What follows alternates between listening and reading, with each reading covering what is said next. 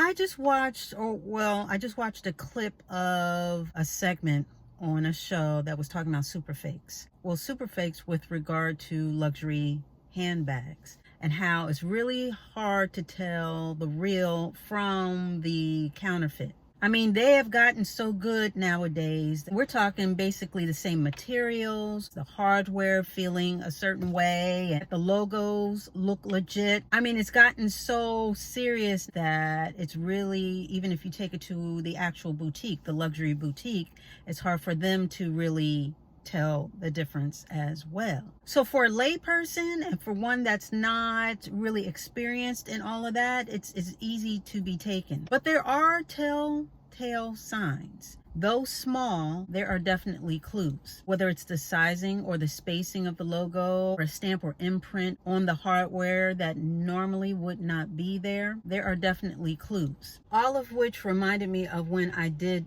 date a super fake. I mean, this guy presented himself as one thing and was definitely not that and ended up being another.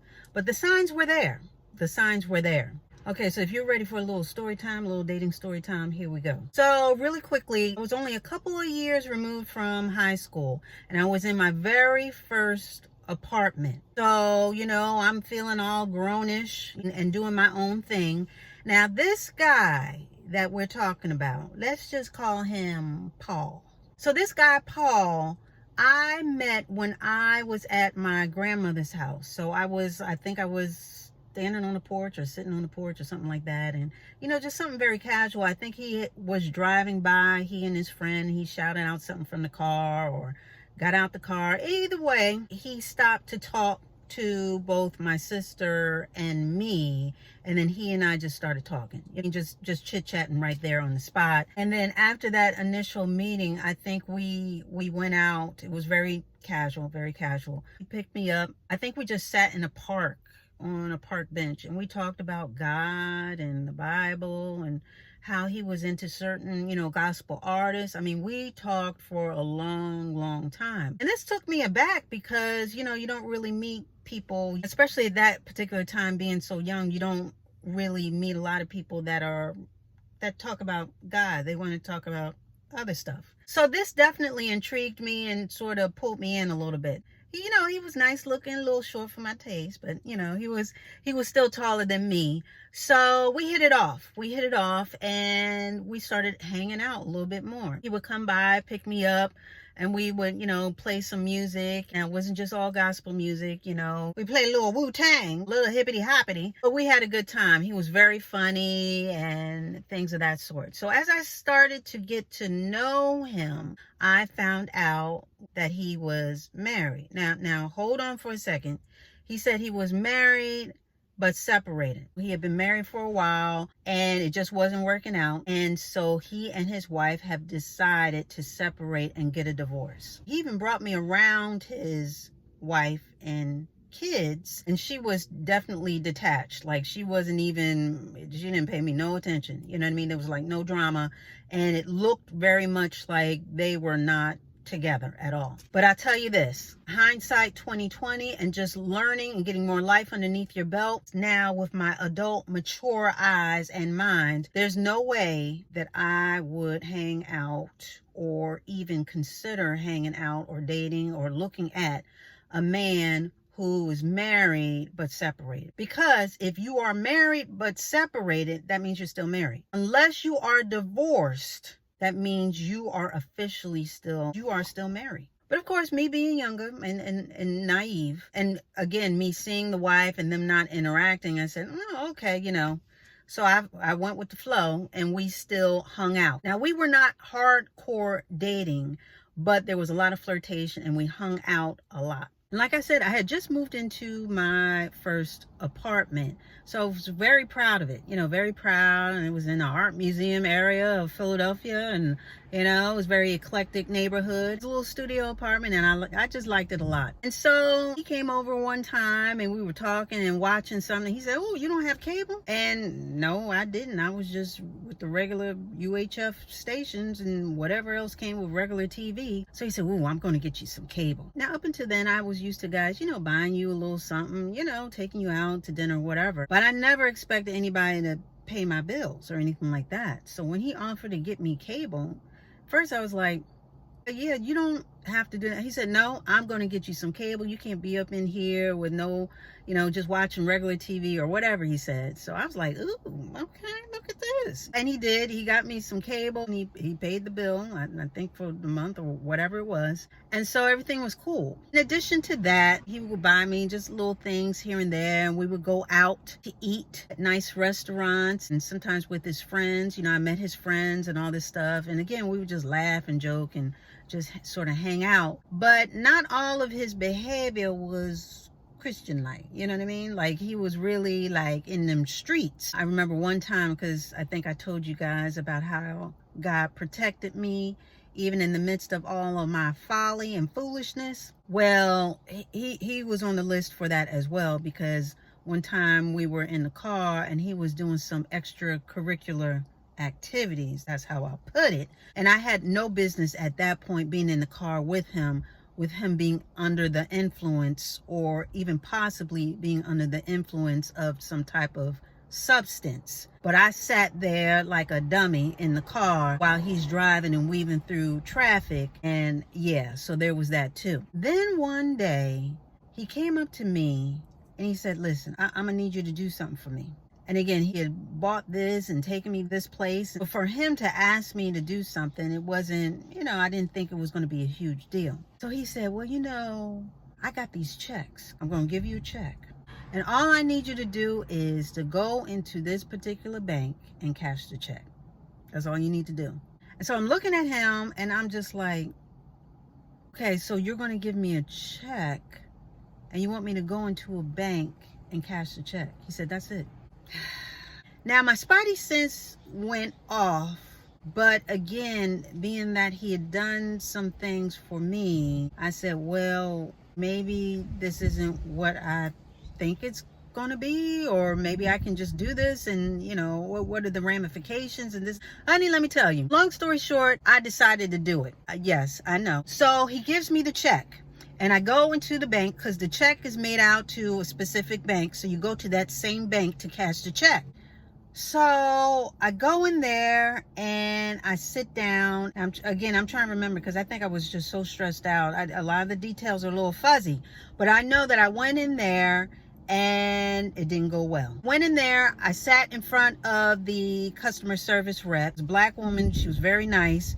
And she asked me a couple of questions, answered the questions. And as you can imagine, the check was for a significant amount. With that being said, after she asked me a couple of questions, I want to say she disappeared for a second. Then I want to say a couple of people in suits came out and they wanted to talk to me. When I tell you that my life flashed before my eyes, the customer service rep, she seemed very sympathetic and with what was going on. And in fact, I guess she was more well-versed with this, because I guess this was a whole ring that had been going on for a while, which is why, you know, the people in suits, the agents, they wanted to talk to me. And so I'm up here babbling and just saying not much, because I didn't know much. Of course, not giving him up, but at the same time, I'm just saying, well, I don't know, which a lot of stuff I really didn't know. And let me tell you, in the midst of all that, God was still, again, in the midst of all the folly and foolishness, God was still with me, because the woman, the customer service rep,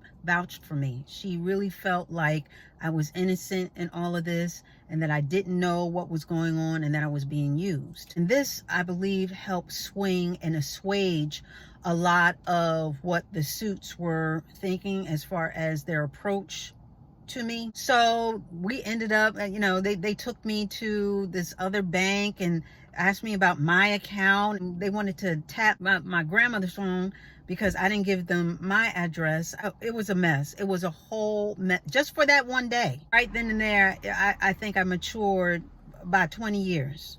Just in that whole moment. My mom's involved now because we talking about tapping phones. So my mom's like, we're not doing that, this and that. And how much trouble are you in? Then once they left, she's talking about getting a lawyer. And I'm thinking to myself, wait a minute, I haven't even been charged with anything. They just wanted to talk to me. They just want to get the big fish. They don't even want me. But the fact that I was a small fish hanging out with the big fish, that just made me, it was just a mess. I just remember thinking, how the heck did I get and then everything fell into place as far as connecting the dots. The way that he was asking about credit cards and my credit cards and whether I had any, the way that he would sort of look at the mail that would come into my apartment building, because it wasn't like a secured situation. They would just put the mail on top of the radiator. There was a radiator once you came into the vestibule of my particular apartment building at that particular time. So he would sort of go through the mail. And even though I was curious about why he would do that, I didn't ask questions because I figured, he's a nice Christian guy. He's got some faults, but I don't even know what that would even connect to as far as him looking at other people's mail. So anyway, long story short, I want to say that we spoke maybe a time or two after that, just basically letting him know that, that did not go through, the check and this and that, the money, I don't know what y'all doing, this and that, yada, yada, yada. But like I said, everything sort of connected after that. The big dinners, the big talk, the jewelry that he was wearing, the car that he was driving, how he was able to afford, the car. He was talking about buying me a car and all this other stuff. All these shiny objects that basically distracted me from what was really going on. And what was really going on was that he was recruiting me. You know what I mean? I really believe that he used all these things and talk of Christian this and this man was a minister in the church. He had a beautiful voice, beautiful singing voice, and he would sing gospel songs. That was our connection. That was our connection as far as we connected through talking about God and being Christian and all this other stuff. Meanwhile, he wasn't living an honest life, let alone a Christian life. Like I said, we may have talked maybe a couple times after that, but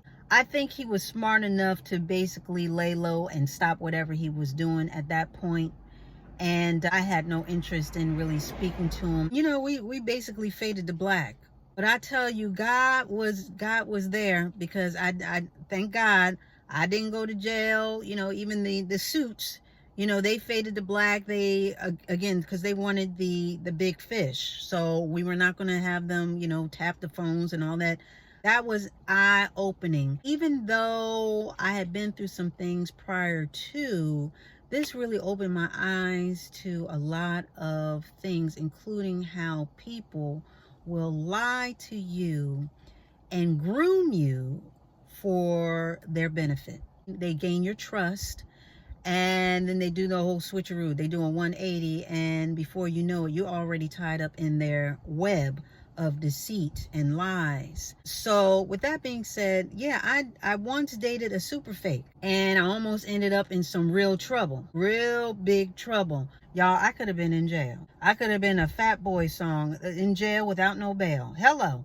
But God saw me through. He saw me through all my short-sightedness and my naivete. So he was a super fake, and the signs were there, but I didn't look hard enough, or I did not act on those signs because I was being distracted by all the shiny objects and the fancy stuff and the little dinners and the little bauble. The materials, they felt good, but the logos weren't lined up, and there was some things missing. So I just came in here to tell y'all, watch out for the super fakes. Not only we're talking about clothes and we're talking about bags, there are a lot of super fakes out here. Talk a good game. They look like the real Cadil, but meanwhile they are counterfeit. They don't care about you or your feelings or your freedom or none of that. Look for the signs and act on them, because they are out there. And with that, we are going to put a button on it.